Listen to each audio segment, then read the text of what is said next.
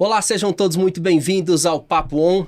Hoje a gente recebe aqui no estúdio uma pessoa incrível, um cara que eu tenho o maior respeito por ele, mas eu vou pedir para ele se apresentar. Por favor, se apresente, Ettore. Oi, Alisson, tudo bem? É muito bom estar aqui contigo, agradeço muito pelo convite. O meu nome é Ettore Stefani de Medeiros. Vou fazer a minha autodescrição. Eu sou uma pessoa não binária, então eu atendo pelos pronomes ela, dela, ele, dele, ele, dele. Você pode me chamar por qualquer pronome. Eu sou uma pessoa branca, sou uma pessoa sem deficiência, tenho 33 anos, sou do interior de São Paulo, Sorocaba. Eu tenho um cabelo castanho escuro, liso, curto, com uma franja em formato de onda. Eu tô com um óculos redondo, levo barba, um piercing no nariz em forma de argola. Tô vestindo também uma camisa rosa. Tenho 2 tatuagens no meu braço que são aparentes. E, além disso, tenho um corpo que é de uma estatura média para um gordo menor. Uma pessoa gorda menor. Então, essa é minha autodescrição. Além disso, eu também tenho mestrado e doutorado em comunicação social. Tenho algumas pós e MBAs, porque eu sou uma pessoa bem nerd. O que também denota um pouquinho de insegurança, que a pessoa parece que nunca tá segura com tudo, né? Eu tenho algumas pós, então uma delas é em educação corporativa, também em educação inclusiva. Hoje eu trabalho com educação corporativa para diversidade e inclusão, atendendo grandes empresas, principalmente. Coordeno um curso de pós-graduação chamado Gestão de Diversidade e Inclusão nas Organizações. E, por fim, eu também atuo como docente, que é algo que eu amo. Amo muito educação, de forma geral.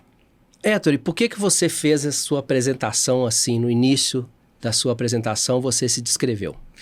Normalmente as pessoas acham estranho, as pessoas ficam pensando, nossa, por que tá tendo essa... Por que a pessoa tá se descrevendo, né? O nome disso é autodescrição. De descrição própria, né? E a gente faz isso principalmente para se comunicar com pessoas com deficiência.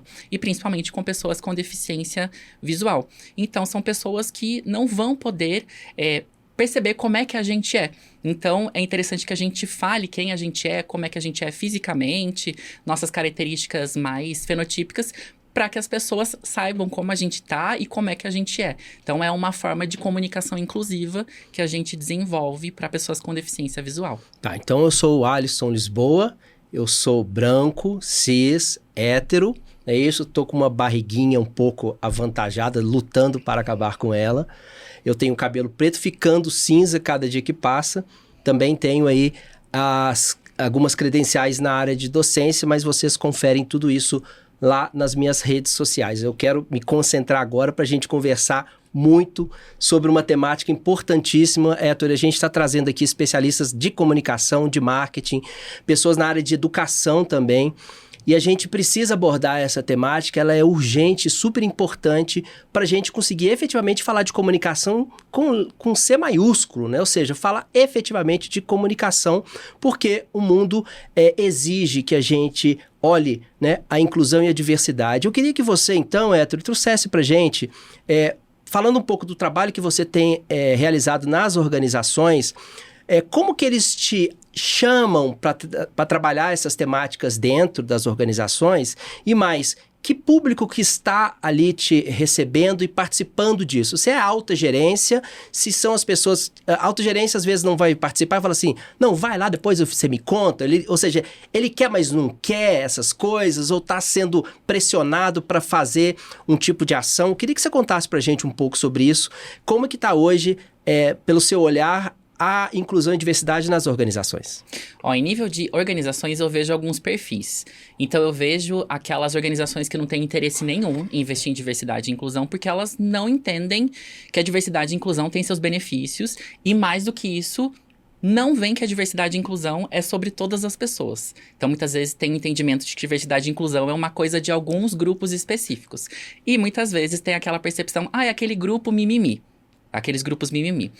Tem as organizações que elas têm o interesse em diversidade e inclusão mas é mais para uma pegada mercadológica. Nossa, se o mercado está avançando nisso, se meu público considera que isso é importante, se todos os meus públicos consideram que isso é importante, eu preciso investir diretamente nisso. Então tem um lado mais oportunista.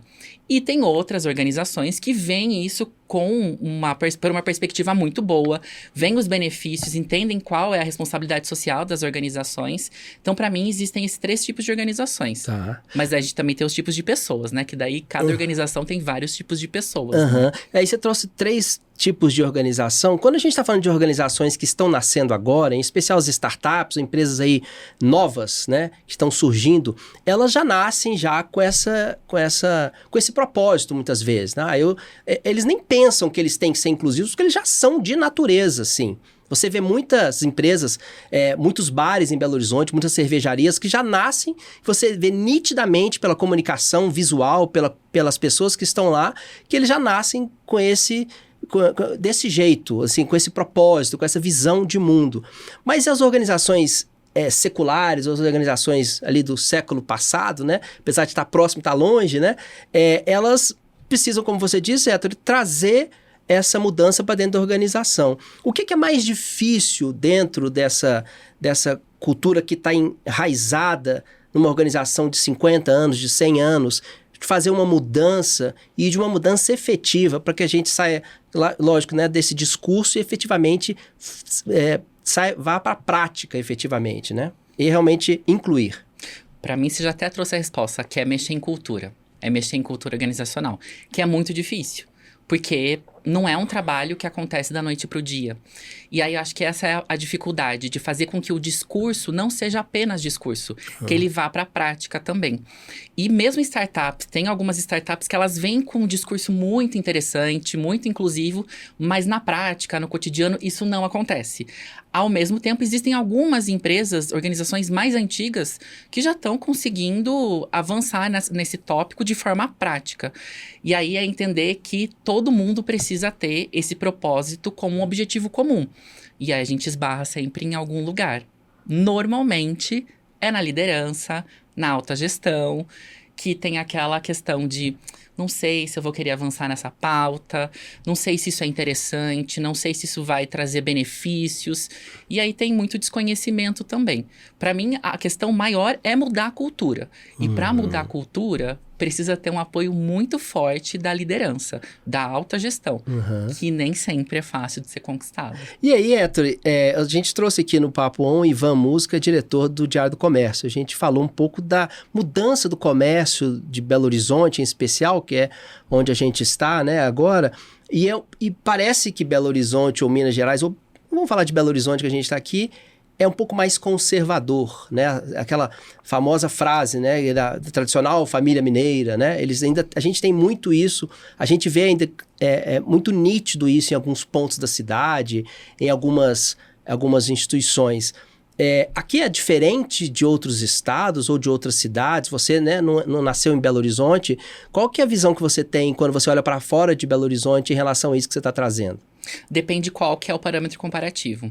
Então, se a gente compara com cidades muito grandes fora do Brasil e que estão em alguns lugares específicos da Europa, a gente tem muito que caminhar. Mas quando a gente olha para alguns outros lugares da América Latina ou para algumas regiões aqui do Brasil, BH já está avançando bem, Minas Gerais já está avançando bem. Então, depende muito de qual que é a comparação que a gente está fazendo. Qual que é o prisma, né? Exatamente.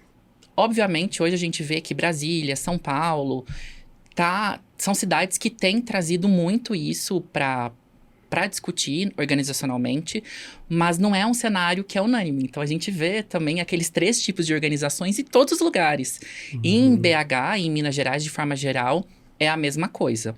Mas eu percebo que existe aqui uma movimentação de desejo por parte de muitas organizações de começar a tratar, a partir de uma perspectiva de negócio, sobre diversidade e inclusão. Então, acredito que a gente não está mega distante, mas a gente também não está mega próximo do ideal. Você acha que isso está acontecendo, ou isso vai acontecer dentro das organizações, a partir do momento que começa a doer no bolso? Você acha que esse é o principal motivo pelos quais as empresas passam a olhar para esse lugar, ou seja, não, agora eu tô vendo que eu tô perdendo clientes, eu tô perdendo visibilidade, eu tô perdendo, né? E então eu tenho que agir. Nesse momento que as empresas agem?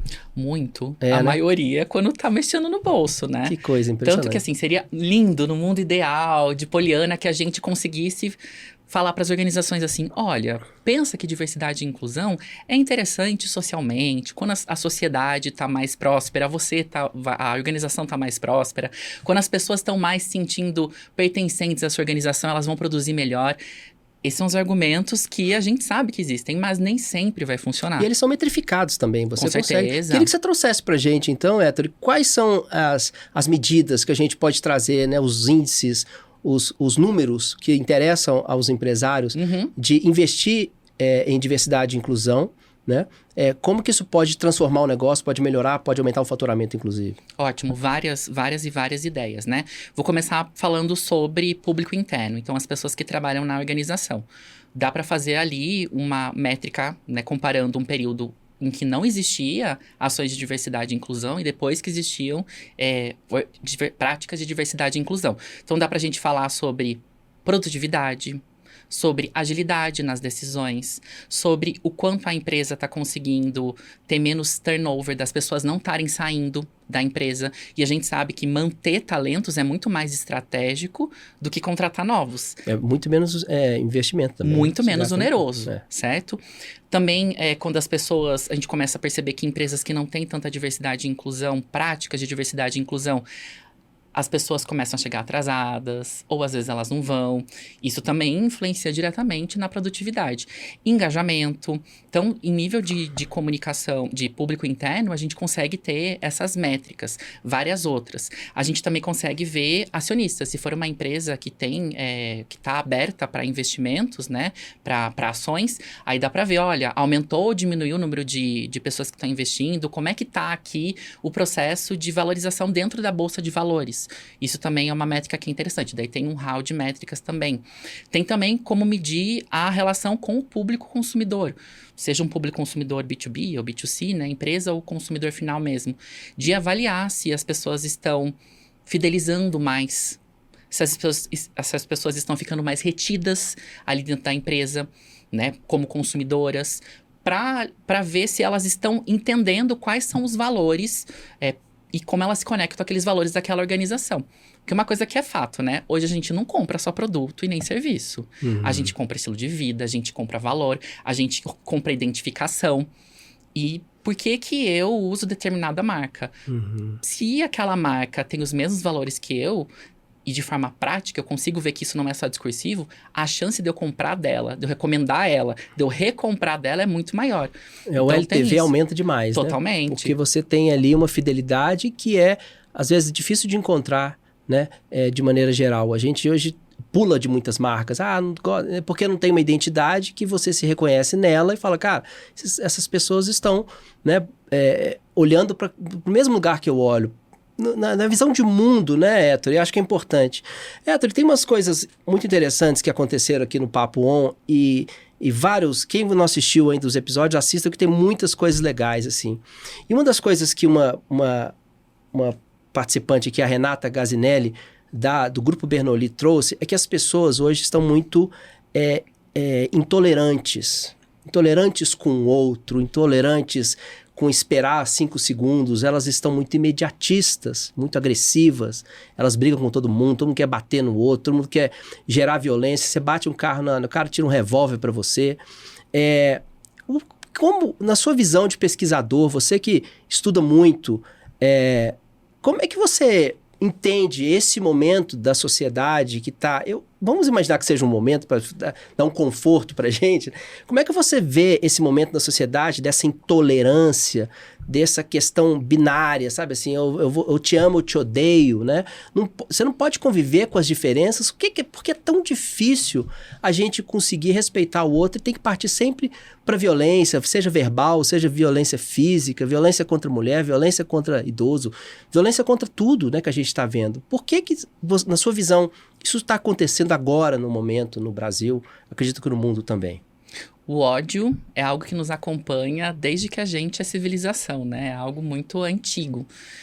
Então, isso é inclusive que eu trato no meu livro, que se chama Sim, Você Odeia, uma reflexão sobre os ódios contemporâneos que nós praticamos. E lá eu falo ao que eu vou comentar agora. O ódio sempre esteve com a gente. Então, intolerância sempre existiu, raiva, ódio sempre existiu. Os preconceitos sempre existiram. E aí é só a gente pensar nas aulas de histórias que a gente teve no colégio, que a gente vai ver um monte de guerra e que essas guerras, elas partiam da ideia de ter ali conquista de território, mas tem muita coisa assim, olha, vocês são aquele grupo, eu sou eu tenho coisas melhores, você tem coisas piores. Sempre tem essa dificuldade de lidar com a diferença de uma forma que seja positiva. Tudo que é estranho a mim parece que é algo que é inconcebível, que não pode viver. Então a gente sempre viveu isso. O que acontece hoje é que a gente tem internet. E aí isso muda muita coisa, né?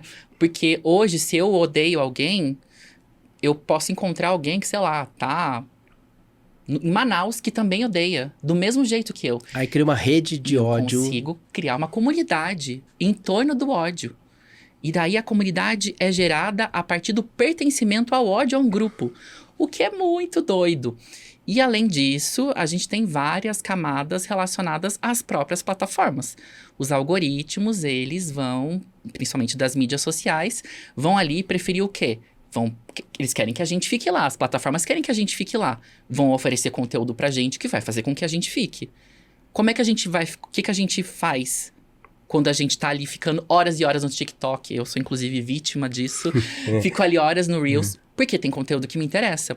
E ali, se existe um conteúdo que comprova as minhas crenças, que comprova que eu sou melhor e que outro grupo é pior, isso tende a criar um movimento maior. São as bolhas. As bolhas. Daí a gente tá falando sobre as bolhas ideológicas. E as plataformas têm um interesse econômico. Elas não são meros lugares em que eu publico lá um conteúdo. Ela vai filtrar o quanto o meu conteúdo vai chegar para outras pessoas ou não. Porque até por questão da tolerância, quando você sai da sua bolha e olha em torno, você é mais... Você aprende a ser mais tolerante. Porque quando você está na sua, quando você tem esse baque de ver o outro de uma vez direta, você toma... Então, você entende que os próprios algoritmos que constroem essas bolhas e nos coloca dentro dela, então você tem uma visão que condena, de certa forma, esse formato das redes sociais, onde que a gente começa a ver mais conteúdo relacionado àquilo que você gosta. E aí você só vê aquilo que você gosta e você não consegue ver o que está fora do que você gosta? Seria isso? Não sei se a palavra é condenar, porque eu entendo também que as plataformas nos moldam, mas nós também moldamos as plataformas. Então, se o algoritmo está funcionando e a gente tá usando as plataformas, é porque isso também nos interessa. Então, é uma relação de retroalimentação ali.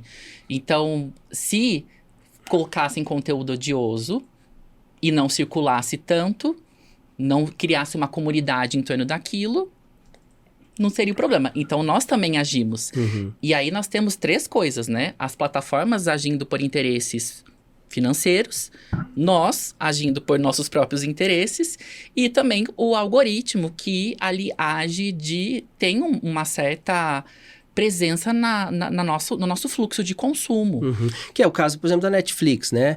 Você entrando na Netflix de uma pessoa que você não conhece, você sabe exatamente que tipo de coisa ela gosta, se ela gosta de filmes de terror, se ela gosta de séries, etc. Você consegue ter uma ideia de quem é essa pessoa. Você quase faz uma análise de persona a partir do que você vê. Se a pessoa, claro, se ela não empresta a senha dela para alguém, né? Ou seja, se ela efetivamente está alimentando o algoritmo. Mas aí também, eu volto nessa questão. E aí eu entro na Netflix, só vejo, por exemplo, programas que tratam de uma temática, séries que tratam de uma temática, e não vejo outras temáticas do mundo que são importantes para minha formação como ser. Estou dizendo, nós já somos assim, insistentemente, temos esse olhar para fora. A gente dá aula e tal, então a gente tem sempre que se exercitar. Mas a maioria das pessoas, ela recebe o conteúdo, gostei, então gosto disso, assim. E às vezes ali numa série que ela gosta, que ela curte, porque o algoritmo vai entender que ela gostou, tem uma violência contra a mulher, uma violência psicológica, por exemplo. Aí ele recebe uma outra recomendação que tem outra violência psicológica. Então ela vai alimentando uma... Muito. Né? E aí, como é que a gente sai dessa? Você tem que furar a bolha, né? E aí, eu acho que é interessante isso que você falou. Às vezes eu tô no ônibus e tem alguém mexendo no TikTok, no Instagram, eu dou uma olhada, dou uma espiada, assim, bem stalker, pra saber como que é a timeline da pessoa. Ou como é o feed dela. E é sempre muito diferente do meu. Sempre, Isso é né? muito interessante de pensar. De como que a gente consome, muitas vezes, as mesmas mídias, mas a gente não consome sempre os mesmos conteúdos. Sim. E a mídia é algo que é uma das coisas que a gente consome. Então, eu também me relaciono com as pessoas na sala de aula, nos treinamentos e palestras que eu vou dar em empresa, no meu ciclo de amizades. Quem eu escolho estar perto de mim? Pessoas que são espelho? Que são exatamente como eu? Ou não? Na sala de aula não tem como. Não A tem gente como. vai lidar com uma diversidade de pessoas, É. ainda que normalmente tenha uma divisão ali de classe social, né? Mas a gente consegue conviver com outras pessoas. E pensa, hoje a gente vive crise ambiental, crise política, crise econômica, crise sanitária que a gente vive vivendo. Guerra. O que as pessoas pensam? Eu não sei mais de nada do mundo, o mundo é confuso, eu não sei mais o que é verdade, o que é mentira. Eu vou ficar dentro da minha bolha. E eu vou ficar Que aqui, é mais ó, seguro. que é mais seguro. É mais seguro por um lado, mas é mais inseguro por outro. A gente deixa, então, de ter uma possibilidade de estabelecer uma conexão social. E quando a gente nasce, a gente não assina, né? Um documento. Nasci, eu só quero conviver com o tipo de pessoa ABC. A gente não escolhe com quem a gente vai conviver. E nem com quem vai trabalhar também. Menos ainda, né? Quem vai estar do seu lado ali, ó. Exatamente. Então não tem como. A gente vai, querendo ou não, a gente vai lidar com a diversidade do mundo. Não tem como. Tori, eu queria voltar um pouquinho no que a gente tratou agora, do viés do algoritmo, falando de inteligência artificial, né? Eu fiz um teste nessas inteligências que constroem imagens e coloquei assim, faça uma imagem para mim de uma pessoa feliz recebendo um diploma. Aí veio uma pessoa branca. Uhum. Aí eu falei, uma mulher feliz. Aí botou uma mulher branca. Aí eu falei assim, não pode ser uma pessoa branca. Deu um erro do ChatGPT dizendo que eu estava infringindo as normas de não sei o quê. Ou seja, eu não posso exigir que ele faça para mim uma imagem com uma pessoa negra. Aí eu falei assim, tem que ser uma pessoa africana. Aí ela colocou uma pessoa africana, tem que ser uma mulher. Ou seja, eu tive que construir até eu conseguir mais ou menos a imagem. E no final eu falei assim, beleza, imaginei que tivesse aprendido, mas eu sei que não é assim, mas eu perguntei assim, coloque 4 pessoas, todas comemorando, todas as pessoas eram brancas e doidas. Então assim, aí a gente pega isso, printa numa apresentação, uma pessoa que não tem essa visão, ela mostra isso pro filho, ela mostra isso pra mãe, mostra pra tia, mostra pro amigo, aí ela faz um outdoor e vai embora. A inteligência artificial vai propagar o que já está sendo evidente na nossa sociedade, que é uma sociedade extremamente machista, misógina e racista, etc. Como é que a gente consegue educar as pessoas para olhar para isso? Porque essa é uma versão piorada das fake news, né? Porque agora faz mais rápido, né? É mais ligeiro, né? Do que a fake news demora ainda para você fazer, né? Para mim, a questão é educação. E aí, educação não é só no sentido de educação formal na escola, que também é ótimo. Mas vamos pensar nos cursos de TI? Quem está no curso de TI? A gente sabe que demograficamente são homens. A gente sabe que a maioria são homens brancos. Uhum. Quando tem uma mulher em curso de TI, ela é referência, ela é ponto de referência porque ela é a única normalmente da turma. Uhum. Obviamente que a gente está se esforçando para que isso mude, mas ainda é uma realidade. Além disso, quais são os bancos de dados que estão sendo utilizados para alimentar essas inteligências artificiais generativas? É tudo que já existe na internet? Então tá bom, então a gente vai ficar igual. Uhum. Quem tá programando, quem tá ali construindo essa inteligência artificial, ela sabe qual que é a importância de não ter vieses na hora de construir aquela IA? Então a gente precisa, em cursos de TI, ter uma disciplina que vai falar sobre vieses inconscientes, que vai falar sobre a importância da gente ter um banco de dados que é mais variado. Porque senão o esforço é sempre na elaboração do prompt. Aí a gente sempre tem que ficar especificando todas as questões. E ao mesmo tempo, é uma faca de 2 gumes. Teve um caso de uma IA generativa, de uma marca que eu não vou citar o nome, que pediram para que fizessem pessoas numa guerra que aconteceu na Alemanha, né? Segunda Guerra Mundial. Uhum. E apareceram pessoas usando aquele símbolo que é crime aqui no Brasil e tudo mais, ainda bem, lá da Alemanha daquela época. E essas pessoas eram negras, eram asiáticas, elas não eram arianas, pela percepção, pela perspectiva dessa... Pela da história guerra. era, Exato. não? Exato. Então, como que se apresenta uma pessoa negra vestindo uma roupa do nazismo, por exemplo? Não faz sentido. Exatamente. Então, isso foi um problema que aconteceu. Você falou do teste que você fez, eu fiz um teste também. Eu pesquisei assim, numa IA generativa. Por favor, apresente pra mim um casal feliz. Todos os casais eram heterossexuais. Era um homem e uma mulher. Quando eu pedia pra apresentar um casal de homens ou de mulheres, nunca eram homens e mulheres que não fossem jovens. Sempre eram jovens. Quando eu coloquei ainda a questão do Brasil, eram sempre pessoas que pareciam cariocas. Interessante, né? Então, assim, a gente tem aqui mais de 200 milhões de pessoas vivendo no Brasil. Eu não falei que era um casal de homens cariocas. E, assim, sempre muito sarados. Então, a gente vê vários daí a gente fala sobre várias camadas de vieses que tem. Algumas são fáceis de perceber, outras são difíceis de perceber. Só quem tem um olhar, né, assim como o seu, que consegue olhar para isso. Por isso que é importante, como você disse, né, Ettore, a questão da educação. Você tocou num ponto muito interessante aqui, né? A gente conhece muitos coordenadores de curso e tal, que trabalham a TI, né, a área de desenvolvimento de softwares e tal. E eu nunca parei para pensar, olha que interessante, né? Que precisa de ter uma disciplina onde que você, ao programar, são coisas muito simples. Por exemplo, na User Experience, né, na UX, por exemplo, quando você coloca qual é o seu gênero, né? A ordem sempre é masculino, feminino e ali para baixo, ou seja, fica difícil de você achar. Aí você, quer saber? Feminino, quer saber? Masculino, porque é a primeira opção que tem Ou ali. quando tem só masculino e feminino e pronto. E pronto. Não dá outra opção. Não dá outra opção. Ou então te dá uma opção, um campo aberto, aí você tem que digitar. Ou seja, em vez de você clicar que é simples, você tem que ter o esforço de digitar. Então, ele está criando barreiras, né, fricção ali, para que você consiga efetivamente se colocar, né? Então, são coisas pequenas, mas você sabe que né, em UX, 1/1000 de segundo conta, né? Qualquer ação que você tem ali, seja no site, seja no aplicativo, mas é interessante mostrar esse olhar, né, para quem está programando, para pensar nisso.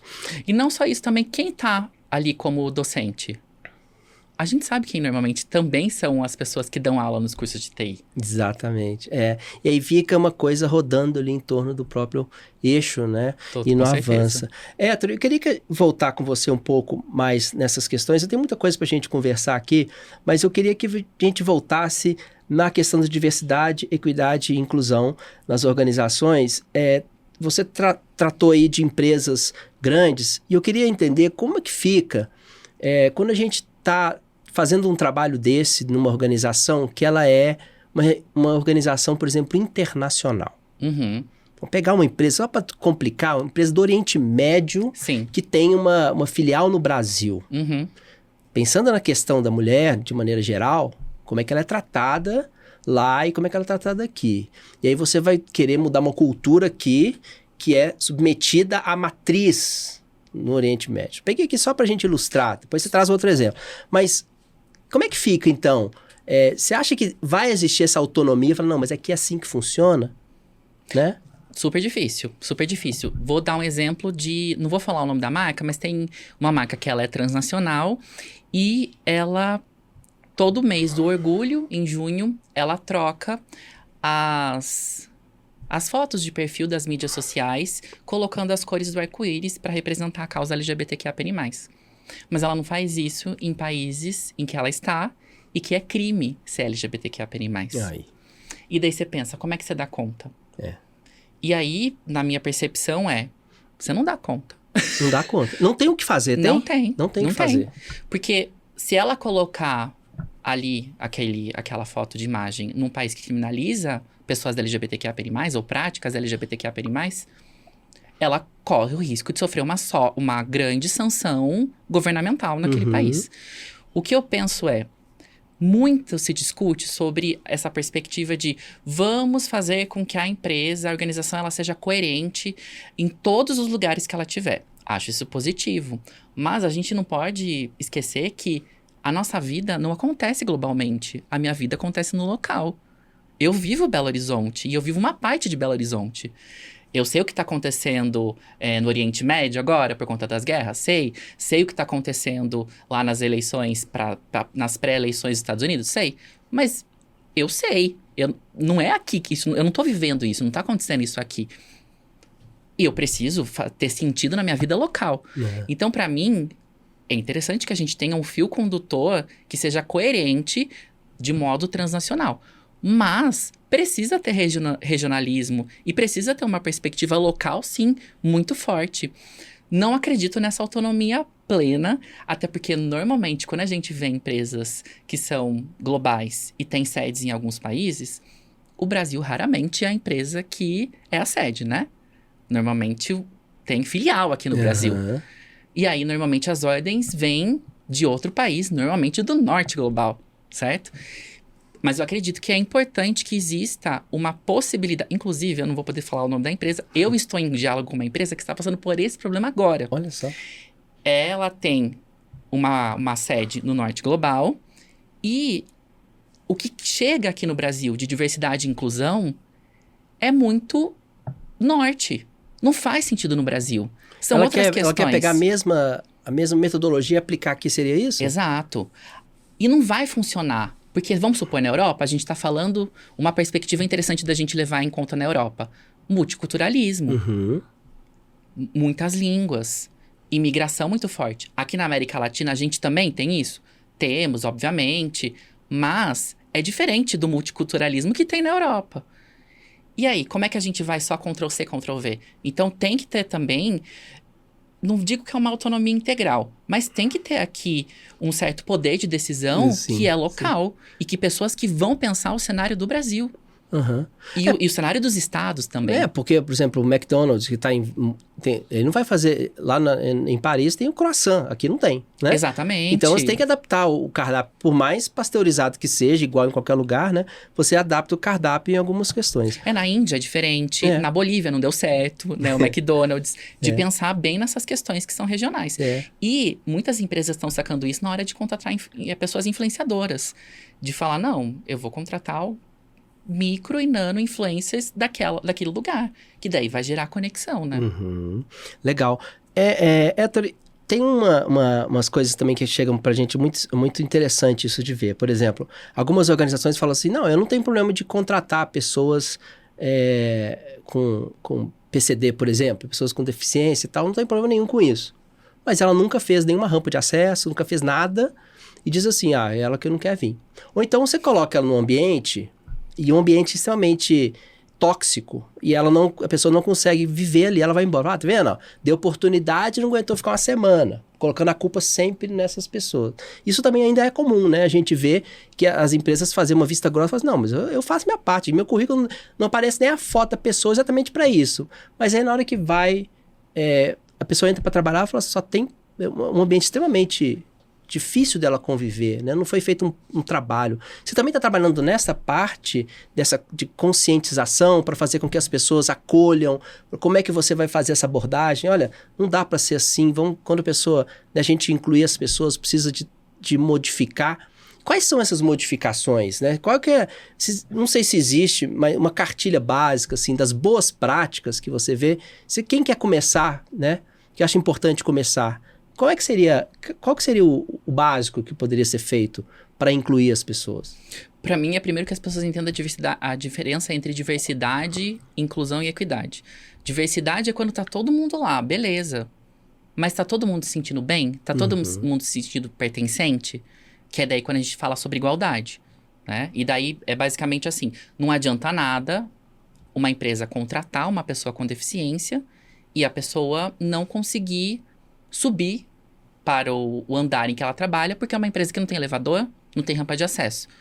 A empresa tem diversidade? Tem. Uma pessoa com deficiência, de repente, representa algum nível de diversidade ali, mas ela não sobe, ela não consegue trabalhar. Não tem inclusão. Não tem condições para que as pessoas Ela não está possam inserida, trabalhar. né? Você não pode inserir a pessoa. Exatamente. Ela trabalha não é embaixo ali incluída. sozinha, por exemplo. Exato.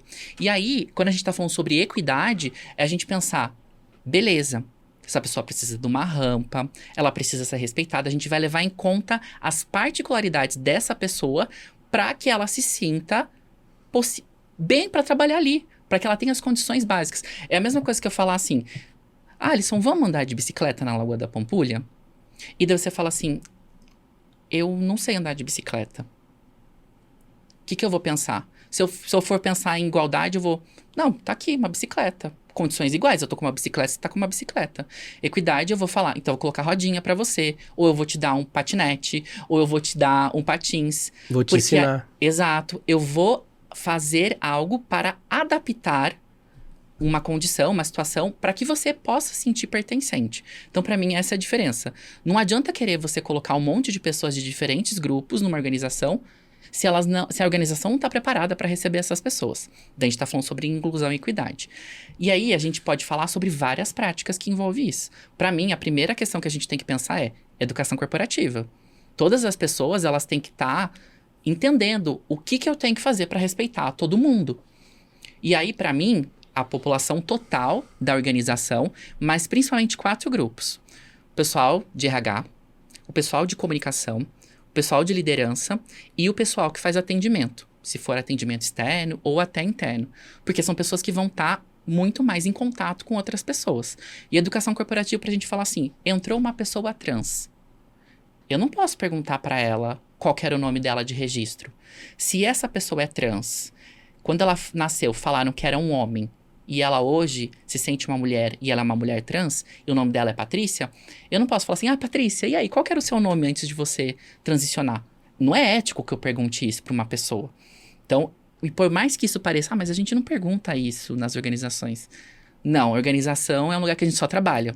Né? A gente não fala sobre, não fofoca, não tem nada disso. A gente sabe, tem a parte social que não diz respeito ao trabalho. E agora também é interessante quando você traz isso, Hétero, porque é uma questão que tem que estar na educação, mas na cultura também, e a pessoa tem que sentir isso, porque senão fica aquela coisa meio armada, vai vir uma pessoa, aí você já se arma, você já se protege, aí você faz aquela pergunta, você fica todo cheio de dedos, né, de preocupação do que você vai... Quando você internaliza na cultura, a pessoa chega lá falando, vem cá, você trata normal como qualquer pessoa deve ser tratada, né? Exatamente. Então, isso passa muito por uma questão cultural e um reforço constante da alta gestão de trazer esses, né, de olhar para esses... Não, vão sempre bater nisso para a gente conseguir trabalhar isso de uma maneira clara e transparente dentro da organização. Se você vê que é uma forçada, sabe quando você está conversando, aí de repente chega o chefe, todo mundo para e começa a trabalhar, sim, né? Sim. Aquele medo, aquela apreensão, como se o chefe fosse a ideia é que o chefe é um carrasco, né? Porque ele chegou e aí a coisa, você toma aquele medo, né? Então, isso é muito importante tratar. E aí mas isso para mim, antes de receber os talentos, as pessoas que são talentos, de grupos específicos, você tem que preparar a casa. E a educação corporativa, que depois vai desencadear na mudança de cultura, e depois você vai receber essas pessoas, porque senão elas não vão ficar lá muito tempo.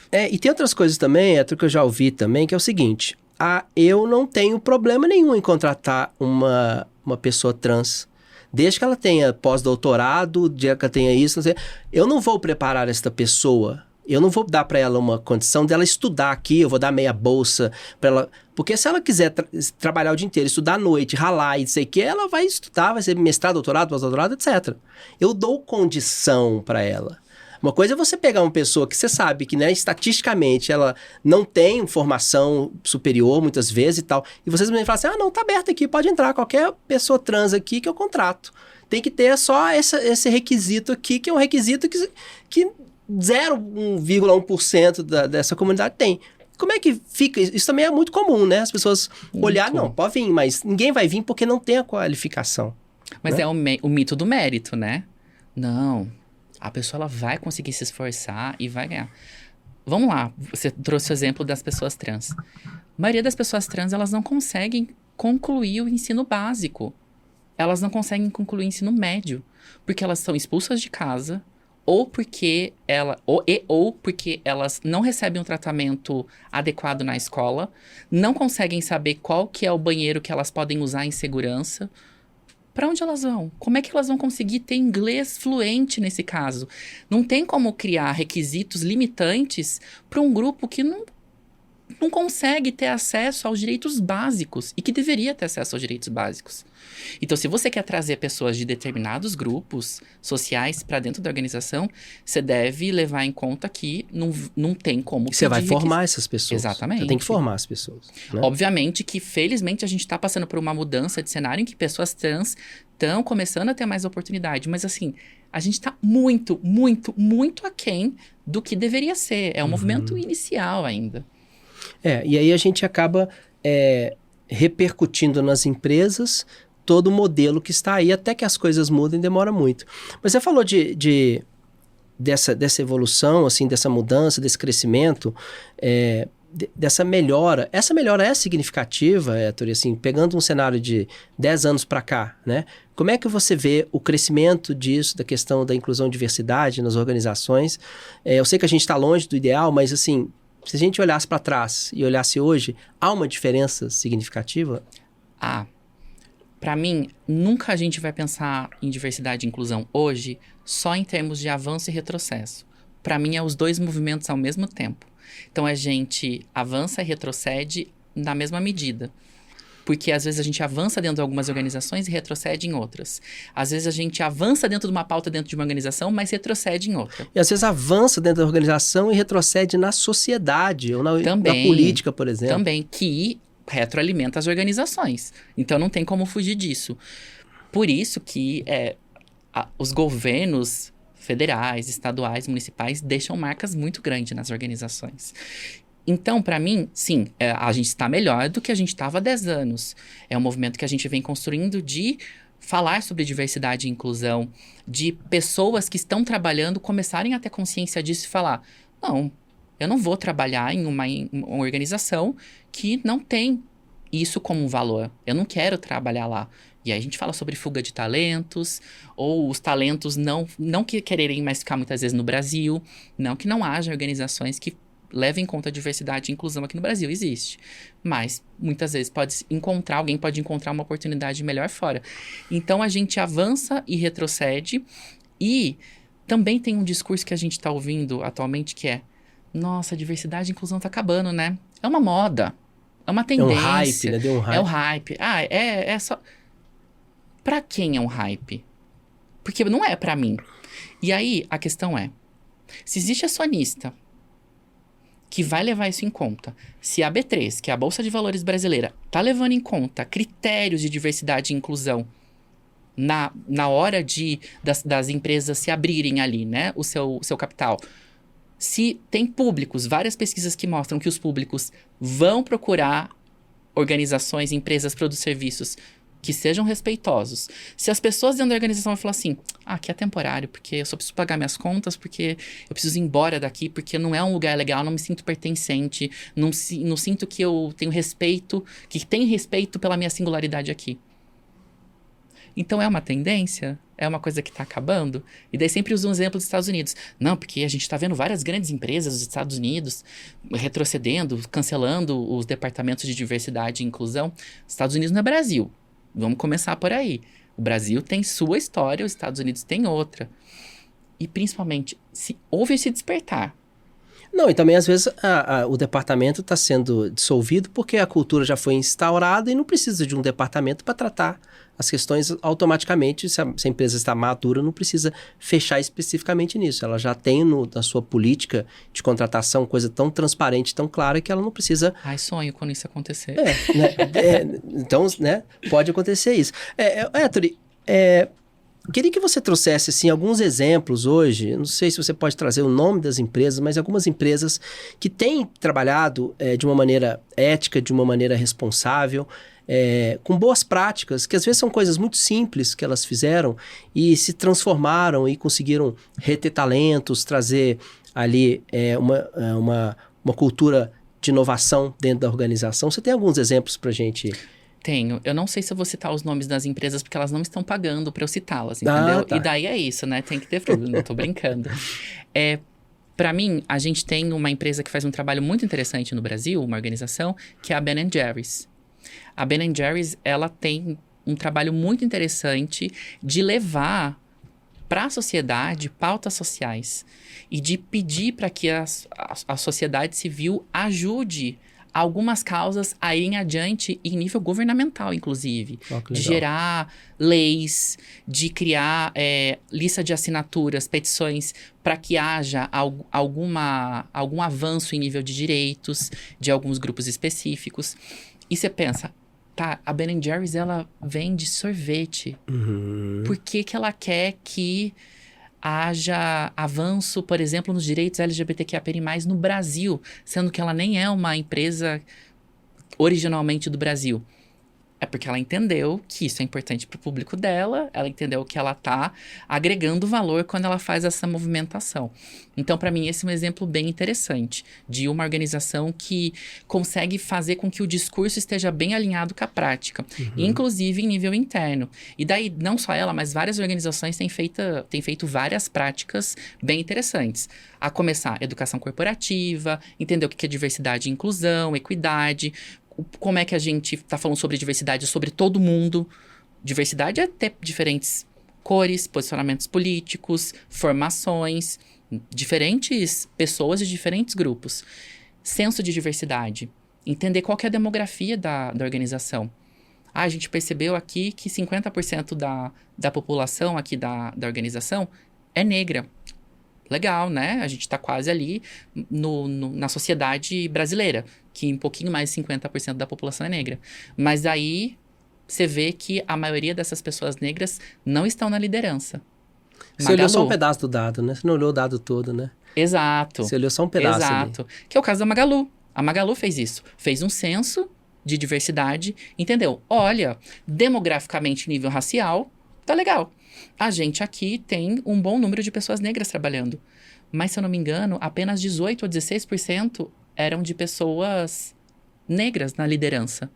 Foi então que ela abriu um processo de trainee específico para pessoas negras e está mudando o processo de recrutamento e seleção para atrair talentos que são pessoas negras. Então, esse também é um ótimo exemplo, né, de pensar diretamente. E aí vai também fazer pesquisa de percepção de diversidade, principalmente de inclusão, né, você monitorar ali se as pessoas estão se sentindo seguras. Tem canal de denúncia? Tem grupo de afinidade? Se o canal de denúncia, a pessoa tem segurança de ir lá e denunciar? Ou ela vai sofrer uma retaliação? Ela vai, de repente... Tem uma câmera filmando. Exato. Assim. E vão falar assim, olha, então, você denunciou aqui o abuso que você sofreu do seu líder, pensando numa mulher, mas é um líder muito bom. Ele é um ótimo profissional. Fora esse abuso que ele fez com você, ele é muito bom. Então, a gente não vai poder demiti-lo, tá? A gente só vai tirar você da equipe. Então, assim, várias e várias práticas, né? Nessa questão jurídica, não vou citar boas práticas, que daí envolve demissão de pessoas, desligamento, daí é mais tenso, né? Isso também eu acho bem interessante. A Natura faz um trabalho de comunicação muito interessante, de falar sobre a pauta de diversidade e inclusão, de trazer diferentes tipos de corpos, etnias, identidade de gênero, masculinidades nas suas campanhas. Então, em nível de comunicação, eu acho a Natura muito interessante. A Dove também tem um caminho muito interessante, né, em relação a isso, né? Foi pioneira na área de cosméticos, né? E de estética, assim, de saúde, de pensar especificamente sobre diversidade de corpos. Héctor, a conversa tá maravilhosa, a gente tem muitas coisas para tratar, mas eu queria que você, pra gente fechar, falar um pouco sobre essas questões de inclusão e diversidade, quando a gente está tratando ali de empresas pequenas também. Porque a gente está tratando de grandes organizações que elas têm, como você disse, estão na Bolsa de Valores, né? Elas têm ali uma visibilidade muito grande, midiática e tal. Mas e nas pequenas empresas, nas empresas que têm 10 funcionários, que a gente sabe que as coisas não são diferentes lá em relação à inclusão e diversidade. Como que você diria para essas pequenas empresas que querem fazer um trabalho bacana, começando né? Porque eu acho que mais do que fazer muitas coisas, é fazer uma coisa bem feita. Depois, né, vai melhorando. Eu não consigo colocar uma pessoa com deficiência aqui porque eu não tenho uma estrutura, mas eu vou me preparar para isso, mas enquanto eu não me preparo para isso, eu vou pegar uma outra frente, eu vou fazer... Né? A pessoa vai construindo isso ao longo do tempo. Como é que uma empresa pequena pode começar a trabalhar? Onde que ela precisa... você falou que tem que começar pela cultura, mas, assim, dizendo de práticas mesmo, assim, depois que a cultura tá colocada, porque a empresa pequena é mais fácil até de você criar cultura, né? Para mim, obviamente, existem algumas diferenças, mas quando a gente está falando sobre empresa pequena, empresa grande, empresa transnacional, a gente está falando sobre pessoas que trabalham nessas empresas. Então, no final, a gente está falando sobre gente. E gente é igual em todo lugar. Ainda que a gente tenha as nossas diferenças, que são importantes, mas a gente tem medo, a gente sangra, a gente chora, a gente tem fome. Então, para mim, a primeira questão a ser feita numa organização pequena é que as pessoas entendam que diversidade e inclusão é uma coisa que não é somente organizacional, mas que é uma coisa humana, que eu estava comentando. Eu escolho com quem eu vou conviver, eu escolho os lugares para que eu vou. E se eu desejo trabalhar com diversidade e inclusão em organizações, eu também preciso levar isso para minha vida pessoal. E aí não é uma dica só para pequenas empresas. Mas, como as pequenas empresas, normalmente os grupos eles são mais próximos e conseguem dialogar de forma mais significativa, faça coisas individuais, na vida privada, que permitam que você extrapole a sua própria bolha. Para mim, essa é uma questão importante, da gente levar isso para a vida pessoal. E não porque eu quero levar isso para o organizacional ou para o profissional, mas porque isso é um valor. E uma coisa que eu fazia numa agência, né, a equipe fazia, era uma agência que chegou até mais ou menos 10 pessoas trabalhando, então era uma agência pequena. Nós tínhamos momentos de conversa toda sexta-feira, em que a gente trazia debates sobre questões que nos interessavam. Legal. E esses debates não era ninguém de fora que vinha, que precisava receber uma contratação, e a gente falava sobre... Desculpa. E a gente falava sobre alguns temas específicos. E podia ter algum tema que envolvia diversidade e inclusão. Então, beleza. Eu sou uma pessoa LGBTQIA+, e eu estudo isso, então eu posso falar sobre isso na organização em que eu trabalho. E as pessoas demais ali também podem colaborar com as suas próprias vivências, até para entender como é que há diversidade dentro daquela equipe, que não é extensa, e que muitas vezes não tem inclusão dentro daquela própria equipe, que muitas vezes é formada por pessoas que são muito parecidas. Então, para mim, é ter uma abertura, essa abertura para pessoas que são diferentes, o entendimento de a minha ideia de inclusão, de repente, não é a mesma ideia de inclusão sua. Sim. Que, de repente, eu chego e falo assim... Boa tarde, Alisson. E que você não gosta desse tipo de abordagem. Você considera muito formal no ambiente de trabalho. E você, de repente... Nossa, será que a hétero tem algum problema comigo? Então, olha, eu já... estabelecer uma percepção ativa sobre as pessoas. Para mim, essa porta de entrada. Olhar humano, né? Olhar Exato. Para o humano. Empatia. Hétero, você sempre foi visto pelos alunos como o professor incrível, né? É o professor nota 5 do IEC desde sempre, né? Um professor muito amado e querido por todos, em especial pela maneira que você aborda as temáticas que você utiliza em sala de aula. Eu vou fazer uma última pergunta para a gente finalizar. Hoje você é uma pessoa muito, como eu disse, muito querida, muito respeitada. E eu queria chegar como se agora a gente estivesse novamente no Papo On daqui a 10 anos. E a gente conversou a primeira vez em 2024, agora 2034. Já estou efetivamente todo de cabelo branco, você começou agora apenas. Que você queria ter construído nesses 10 anos que eu vou falar, depois você lembra quando a gente conversou, você falava sobre inclusão e diversidade, agora pá. E aí, o que você teria orgulho de conversar comigo daqui a 10 anos sobre o que a gente conversou hoje? Conhecer muitas pessoas diferentes. Acho que essa é uma questão que... Lugares diferentes, pessoas diferentes, culturas diferentes, experiências diferentes. E que eu também seja uma pessoa diferente. Eu não quero ser a mesma pessoa daqui a 10 anos. Obviamente, eu tenho minha personalidade, eu tenho meus valores. Eu não acredito que eles vão mudar, meu caráter. Mas eu não quero ser a mesma pessoa. Eu quero colocar em dúvida em xeque muitas crenças que eu tenho. Uhum. E sobre o mundo, sobre as pessoas. Então, para mim, não é nem uma questão muito profissional. Profissional eu tenho também várias perspectivas, assim. Mas não quero me virar um ser humano merda. Olha só. Eu acho que essa é a principal questão. Eu quero ser uma pessoa massa. Comigo, me acolhendo e acolhendo as outras pessoas também. Tendo inclusão com as Isso outras você já pessoas. conseguiu, porque você é um cara muito massa, né? Ah, obrigado. Isso Somos. Isso você já conquistou, você vai ser mais ainda, né? Vai ficar ainda mais insuportável do que você já é. Héctor, obrigado demais pela sua disponibilidade de estar aqui no Papo On. Acho que foi incrível essa conversa. Ela não para por aqui, ela continua nas nossas redes sociais, no Spotify, no LinkedIn, no Instagram, nas suas redes. Espero que a gente possa, né, sempre nos municiar de conhecimento, que é o conhecimento que nos faz ver o mundo da maneira como ele merece ser visto, né? Obrigado mais uma vez e obrigado a você que esteve com a gente aqui neste Papo On. Até o próximo episódio. Muito obrigado, grande abraço. Eu que agradeço a Alisson, que é meu chefe, gente. Alisson é meu chefe, meu Nada. coordenador, né? Eu que agradeço, muito obrigado. E acho que você falou algo que sintetiza tudo. Que a gente sempre possa aprender mais e mais e mais. Que é outra questão que eu acredito que você também tem muito. Uma disposição muito grande de aprender. Sim. Muito obrigado. Obrigado a você.